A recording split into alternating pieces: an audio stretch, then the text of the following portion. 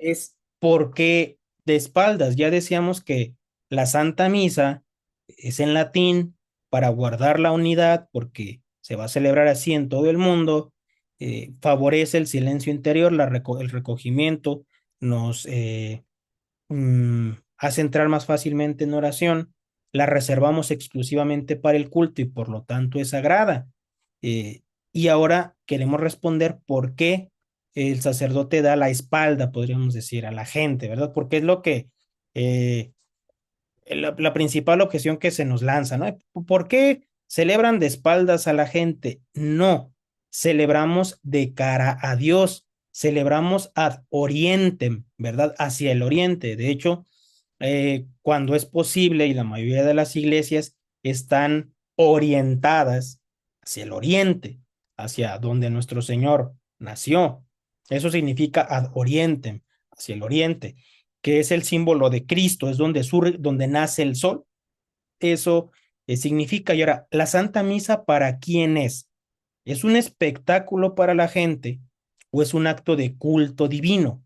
Es un acto de culto divino. Claro, el sacramento es para los fieles, pero el sacrificio es para Dios. Por eso la Santa Misa la rezamos de cara a los fieles, o las oraciones, perdón, de cara a Dios, y el sacramento vamos y se lo damos a los fieles en el comulgatorio, porque el sacramento es para el hombre, el culto es para Dios nuestro Señor. Entonces, por eso estamos hablando con Dios nuestro Señor. Al Dominus Vobiscum, al Orate Fratres, a la bendición, nos volvemos hacia el pueblo para bendecirlo, para invitarlo a rezar. Claro que sí hay esa comunicación, es una oración pública, común, donde todos asisten, pero el objetivo es llevar las almas a Dios, no hacer algo para el gusto de la gente, ¿verdad? Cuando traemos a Dios a la gente después de consagrarlo, le damos de comer a las almas, alimentamos a las almas con el cuerpo de nuestro Señor Jesucristo. Y hay que tener presente que el rezar de cara al altar es un gesto antiguo, bíblico y profundamente espiritual. Antiguo porque aún los paganos erigían altares y de cara al altar que representaba a su Dios o a Dios, rezaban. En el Antiguo Testamento estaba el altar del holocausto, el altar de los perfumes, y hacia ese altar el sacerdote rezaba, levantaba los brazos, y profundamente espiritual. ¿Por qué? Porque nos queda claro que estamos hablando con Dios, que estamos haciendo el sacrificio para Dios nuestro Señor. Ahora, todo este rito latino, sagrado, de cara a Dios, se divide en dos grandes partes, ¿verdad? Y eso es muy, muy importante entenderlo, porque a veces pues se nos hace aburrida la Santa Misa. ¿Por qué? Porque pues para nosotros es estar ahí, estar escuchando, medio que le entiendo, medio que la voy siguiendo con el misal, medio que no, y sin embargo tiene diversas partes con fines específicos. Entonces, primero está la misa de los catecúmenos y luego está la misa de los fieles. ¿Por qué? Porque antiguamente, cuando se empezaban a acercar a la iglesia, a la fe de nuestro Señor, los paganos, no era de inmediato, no era luego, luego te llevo a la Santa Misa. De hecho, era la disciplina del arcano, que quiere decir que había ciertos misterios, había ciertas doctrinas que cuando el fiel empezaba a acercar a un amigo, a un conocido, no se las platicaba, porque no iba a poder entenderlas. Los mismos cristianos lo sabían y no explicaban toda la doctrina. Poco a poco se les iba instruyendo y por eso los llevaban a la Santa Misa, pero llegaba un punto en el que se les despedía, y se quedaban solo los fieles. La misa de los catecúmenos, la misa de los fieles. Catecúmeno es el que no estaba bautizado, sino preparándose para el bautizo. Entonces, había una parte para ellos y había otra parte para el fiel, para el bautizado, para el que ya tenía derecho a recibir los sacramentos. Vamos a empezar describiendo la misa de los catecúmenos a grandes rasgos y la misa de los fieles también. La misa de los catecúmenos empieza con las oraciones al pie del altar, el introibo ad altare Dei, y termina con el credo, ¿verdad? Que es una profesión solemne de fe. Entonces, Este Salmo 42, el Salmo introibo ad altare Dei, precisamente tiene los sentimientos que debemos avivar en nosotros en la Santa Misa. Introibo ad altare Dei, subiré al altar de Dios, al Dios que me alegra, al Dios que me protege. Este salmo lo compuso un levita del tiempo del rey David, cuando el rey David iba huyendo de Jerusalén porque su hijo Absalón lo quería matar. Y entonces el sacerdote va cantando o iba rezando, inspirado por el Espíritu Santo, cuando regresaré al altar de Dios, quisiera ofrecer un sacrificio. Significa esos sentimientos de deseo y de amor a Dios. Entonces, con eso se inicia para despertar en nosotros los afectos de deseo y amor de Dios. Después sigue el confiteor, que el sacerdote reza profundamente inclinado en señal de humildad y reverencia a Dios, porque el sacerdote está haciendo profesión pública de que es pecador y está pidiendo perdón, y por eso él dice, et vos fratres, y les pido a ustedes, hermanos míos, que están en la Santa Misa, que recen por mí a Dios, porque voy a subir al altar. Después los mismos fieles rezan el confiteor y le piden al Padre que ahora él rece por ellos, y después juntos rezamos el indulgenciam, pidiendo el perdón de los pecados. Una vez que ya nos hemos purificado con estos sentimientos de contrición, de arrepentimiento de los pecados, ahora sí el sacerdote puede subir al altar, no antes. Antes sube a dejar el cáliz, la, preparado el sacrificio, y después baja. ¿Para qué? Para despertar en él los sentimientos, en él y en los fieles, los sentimientos de devoción, después avivar la contrición y la humildad, y una vez que está purificado, ahora sí sube al altar, reza el introito del lado de la epístola, del lado derecho del altar, que es un pedazo de un salmo, que va a ser como el sentimiento dominante de la misa, ¿verdad? Otro salmo ya especial del rito de ese día, ya sea de un santo, ya sea de un domingo. Las misas están armadas con textos de la escritura que van despertando en nosotros los sentimientos propios de ese día. Una vez que ya vivamos esos sentimientos, vamos al centro del altar y rezamos el Gloria, si es día festivo. Por ejemplo, en Cuaresma no se reza el Gloria, porque es día de penitencia. El Gloria es como el Gloria Patri, pero extendido, ¿verdad? Es un acto de adoración a Dios por ser tan grande, por ser tan santo, por ser tan puro.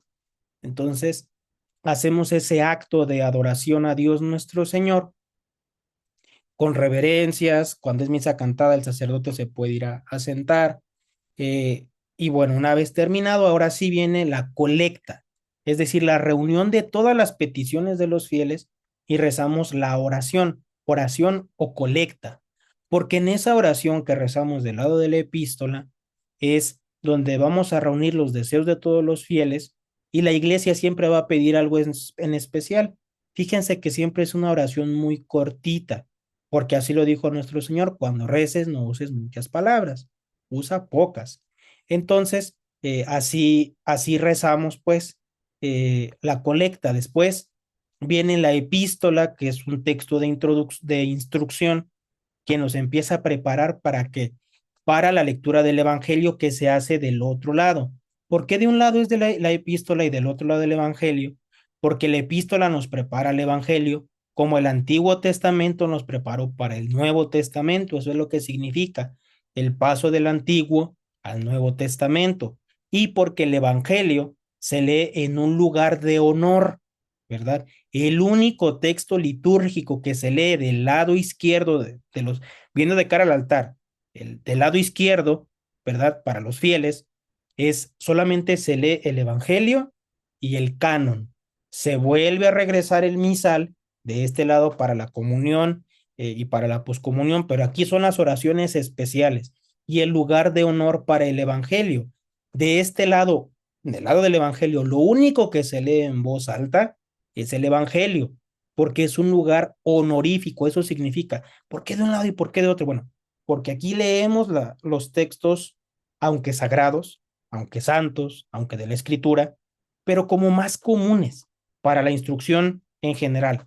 De este lado es el Evangelio, para tener presente que el Evangelio lo debemos venerar, y por eso al terminar de leer el Evangelio, besamos el misal los sacerdotes en reverencia a Cristo que nos predicó el Evangelio.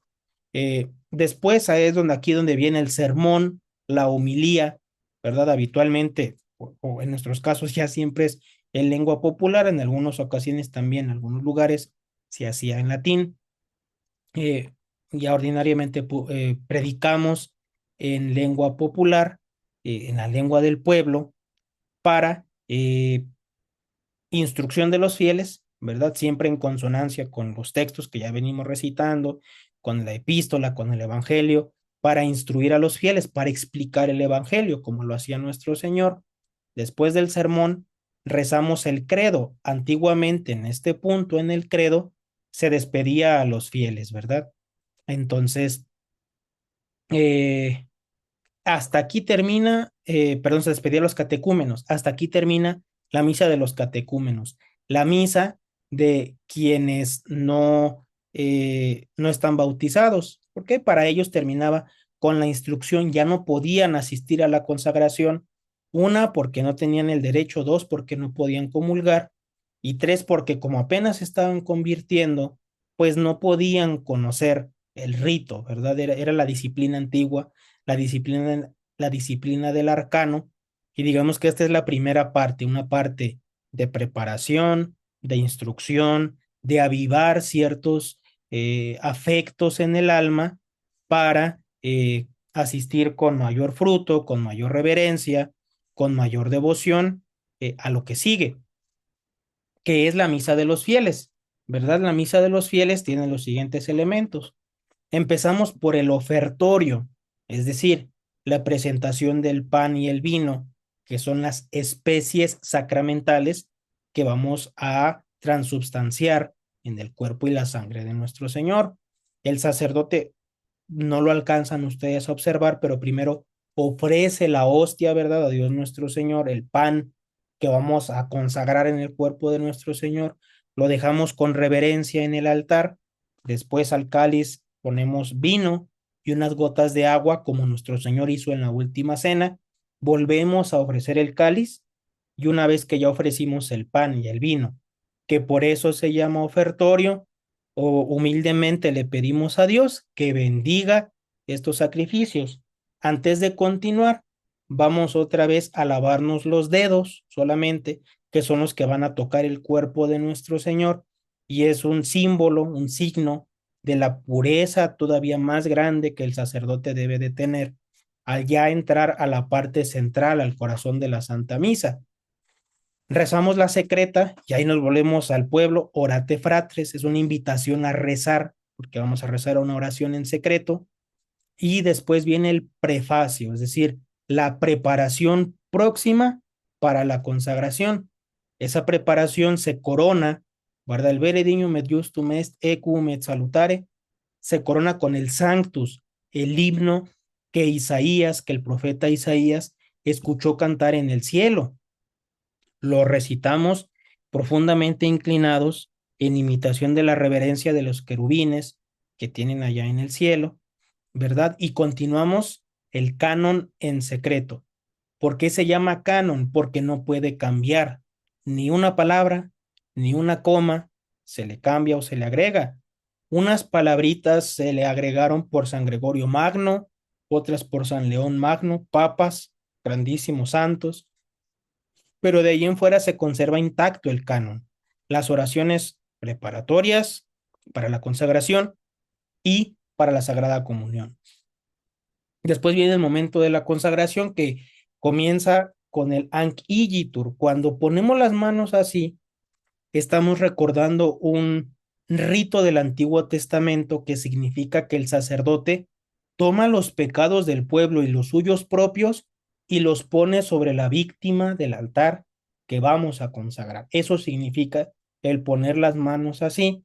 Rezamos esa oración donde pedimos a Dios que se apiade de nosotros, de nuestros pecados, que nos libre del infierno, que nos lleve al cielo, que nos dé todas las gracias necesarias para nuestra salvación, y se da la consagración, el momento más sublime, más solemne. Por eso tenemos los cuadritos en el centro, las sacras, para leer la fórmula de la consagración y no distraernos, y con mucha reverencia enseñar el cuerpo de nuestro Señor a la veneración, el cuerpo y la sangre. Esto se hizo porque algunos herejes negaban la presencia sacramental y la iglesia introdujo esta costumbre para adorar el cuerpo y la sangre de nuestro Señor. Nuestro Señor no se hace presente cuando levantamos la hostia, no. Se hace presente cuando estamos inclinados y decimos las palabras de la consagración. Allí lo más propio es estar reverentes con la cabeza inclinada, pero cuando se levanta la hostia, tenemos que verla y adorarla, porque para eso se levanta el cuerpo y la sangre de nuestro Señor, para adorarlo. Después vienen otras oraciones donde ofrecemos el sacrificio a Dios nuestro Señor, donde continúan ciertas oraciones llenas de significado que explicaremos después, para coronar el canon con el Padre Nuestro, ¿verdad? Volvemos otra vez a hablarle al pueblo, pero ahora ya no nos volteamos. ¿Por qué? Porque ya está Dios presente aquí y solamente ante Dios rezamos porque ya está en el altar. Invitamos a rezar el Padre Nuestro, continúa el Agnus Dei, el Pax Domini, que son oraciones preparatorias para la comunión. A veces llevamos devocionarios, no está mal, está bien, pero las oraciones propias de preparación a la Sagrada Comunión es el Padre Nuestro, el Libera Nos, que reza el sacerdote después del Padre Nuestro, el Agnus Dei y las tres oraciones que rezamos los sacerdotes antes de comulgar nosotros. Eh, Poco antes de la comunión, los fieles tienen que rezar el confiteor y aquí es una regla práctica que deben de tener en cuenta todos los fieles. ¿Cómo va a saber el sacerdote que va a haber comuniones? Porque los fieles rezan el confiteor. Si los fieles no rezan el confiteor, ¿qué entiendo yo como celebrante? Que no van a comulgar y continúo la Santa Misa como si no hubiera comunión, porque no podemos ver para atrás, ¿verdad? Entonces la regla es esa, si vas a comulgar, reza el confiteor. ¿Para qué se reza el confiteor? Para purificar el alma antes de recibir el cuerpo de nuestro Señor, para recibir, para purificar el alma de los pecados veniales. Una vez que ya se purificó, se vuelve a dar la absolución, distribuimos la Sagrada Comunión, purificamos el cáliz para que no quede ninguna gota del sándwich, de la sangre de nuestro Señor, para consumir completamente el sacrificio, también el pan, el sagrado cuerpo de nuestro Señor, y se fijan que ahora sí volvemos a colocar el misal del otro lado, porque vamos a rezar la comunión y la poscomunión, que son las oraciones como en acción de gracias por los beneficios que hemos recibido. Se da la bendición al final, para despedir al pueblo. Y por último, se lee el último evangelio, que es el primer capítulo del Evangelio de San Juan, que nos recuerda la encarnación. Es decir, quiere la iglesia que nos llevemos en la mente a nuestro Señor Jesucristo. Ya lo recibimos con la boca y en el corazón. Quiere que lo último que escuchemos sea el Evangelio de San Juan, donde se habla de manera divina, profunda y solemne sobre la encarnación de nuestro Señor. Vienen las preces finales que mandó su santidad León XIII, ¿verdad? Que es como un agregado a la Santa Misa, ya no es propiamente la Santa Misa, por eso fíjense cómo el sacerdote las reza en el plano y de rodillas. Es la única vez que el sacerdote se pone de rodillas porque es una especie de acción de gracias y de petición especial para las necesidades de la iglesia, pero es una falta de educación que los fieles se salgan acabando el último evangelio. Es una falta de educación, porque ni en el cine se hace eso. O sea, como que ya me quiero ir, o sea, es como decirle a Dios, ya me enfadé de estar en tu casa, ya me quiero ir. Cosa distinta es cuando tenemos un pendiente, cuando tenemos prisa por alguna circunstancia extraordinaria, pero no puede ser que cada domingo o todos los días, en cuanto puedo, me voy. No, pues es una falta de respeto para Dios nuestro Señor. Entonces hay que estar hasta que el sacerdote regresa al altar, ¿verdad? Como dice la adoración nocturna, nos deberían de sacar arrastrando, ¿verdad? Del altar. Eh, pero pues nuestra devoción es tan tibia que por cualquier cosa, pues nosotros eh, ya nos queremos ir. Esto es a grandes rasgos la división de la Santa Misa. Y aquí viene la pregunta, digamos, práctica que podemos sacar de aquí. ¿Cómo participar los fieles? ¿Por qué? Porque el, el hombre moderno es mucho de acción, de hacer y demás. Es más, vivimos en una época excesivamente activa. Ya no sabemos sentarnos a meditar, a pensar, a reflexionar. Eh, Nuestros padres se santificaron sin entender la Santa Misa, sin entender qué significaba.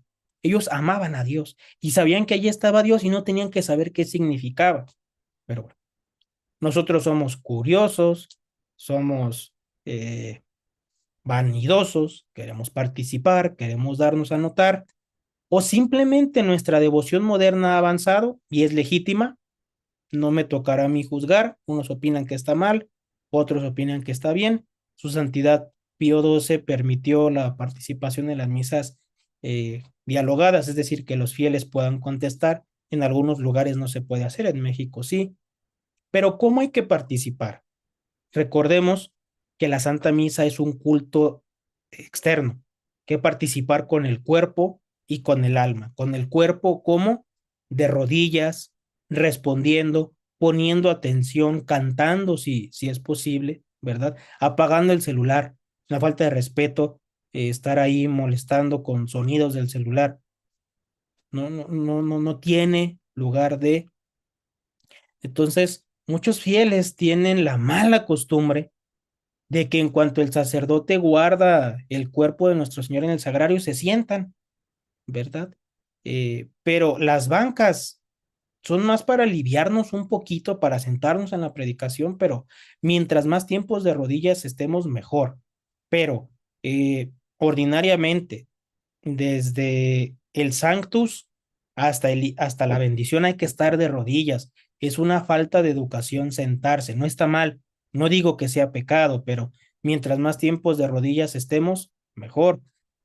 Pero sobre todo hay que estar atentos con el alma, no tanto con, no es para entretenernos la Santa Misa, es para darle culto a Dios. Hay que unirnos interiormente a los sentimientos y afectos del sacerdote. Por eso explicamos eh, el porqué de las oraciones, el porqué del Kyrie, el porqué del Gloria, el porqué de una parte, de otra, para unirnos a esos sentimientos.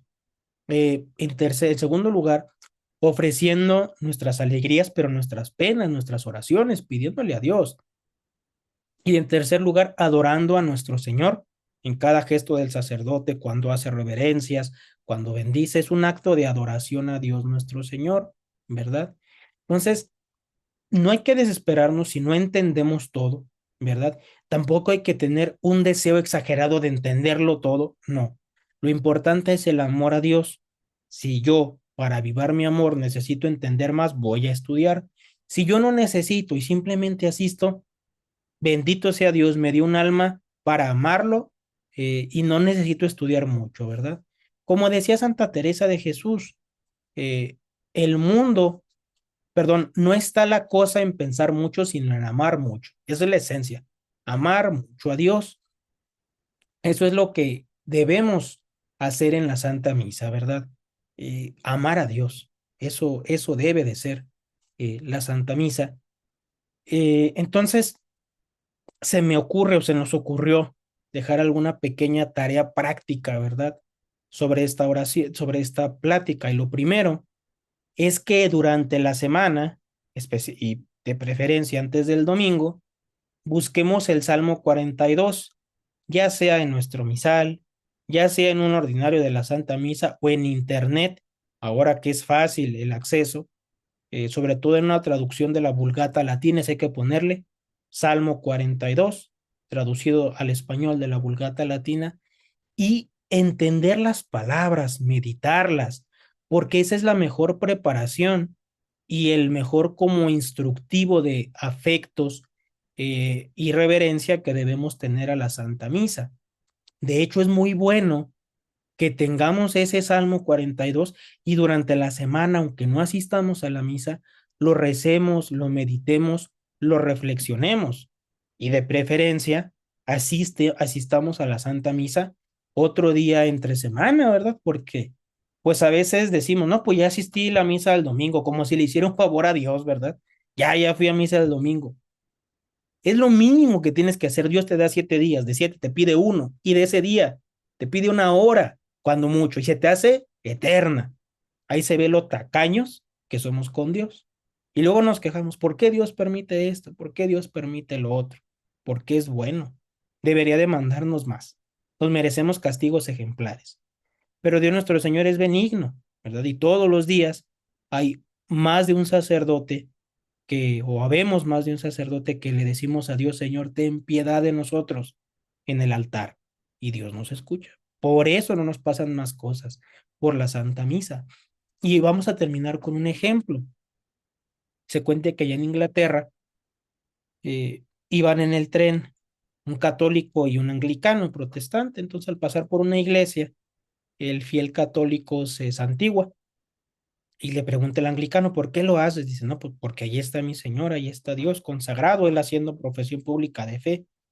Y el anglicano le dice con toda la calma del mundo, tú no crees que allí esté Dios, tú no crees que allí esté el cuerpo de Cristo, porque si yo creyera que allí está el cuerpo de Cristo, ahí está Dios, estuviera todos los días ahí e hiciera los sacrificios más grandes para no faltar a la Santa Misa, ¿verdad? Eso dio a reflexión eh, a, eh, a este protestante, perdón, a este católico, sobre pues que a veces nos falta devoción, ¿verdad? Nos falta devoción a la Santa Misa. En la hora de la muerte, nuestro mayor consuelo va a ser el número de misas que escuchamos, ¿verdad? No hay tiempo mejor empleado ni más saludable que el de la Santa Misa, ¿verdad? Es la máxima devoción, es la devoción más grande, es la oración más perfecta, porque ahí rezamos con Dios, ahí reza Dios por nosotros. Entonces, hasta aquí llega esta plática, ¿verdad? Dejamos esa tarea del Salmo 42, meditarlo y ser posible asistir a una santa misa y observar estos elementos, asistir en el espíritu que la iglesia lo pide, conseguir un misal. A veces decimos, es que está muy caro un misal y pues sí, a veces es un poco costoso comprar un misal, pero gastamos más en teléfonos celulares, computadoras, ropa, zapatos y eso se va a quedar aquí, se va a echar a perder. Y la misa nos va a servir por toda la eternidad. Es como a veces, pues la verdad, las cosas para la Santa Misa son un poquito caras, ¿verdad? ¿Por qué? Porque son de las finas. Y a veces cuando vamos a comprar las cosas o le decimos a una persona que nos ayude, nos dice, padre, pues es que cuesta tanto y es un poquito caro. No importa. Para la Santa Misa lo mejor. No le hace que ande con los zapatos rotos, pero en la Santa Misa, lo mejor para Dios, ¿verdad? Entonces, para la Santa Misa y para el culto de Dios, nunca hay que escatimar. Nuestra ropa sí puede ser sencilla y ni modo, pues remiendo mi sotana, ¿verdad? Y remiendo mis zapatos y los mando a arreglar, no, no importa, no importa. Pero para el altar, lo mejor. Para Dios, lo mejor, lo más excelente. Y bueno, aquí terminamos la plática. Nos vemos en la siguiente plática, donde hablaremos de las vestiduras litúrgicas, los colores, qué significa cada color y por qué se utiliza, los objetos y ciertos simbolismos especiales que hay en la misa católica, en la misa tridentina. Entonces, hoy que es día de la Encarnación, el día que se le anunció a la Virgen Santísima y ella aceptó pues ser nuestra madre y que Dios nuestro Señor viniera a redimirnos, pues nos encomendamos a ella para que más su intercesión que nuestras palabras puedan despertar en nosotros una devoción muy grande a el cuerpo de nuestro Señor y la Santa Misa. Dios les bendiga, queden con Dios.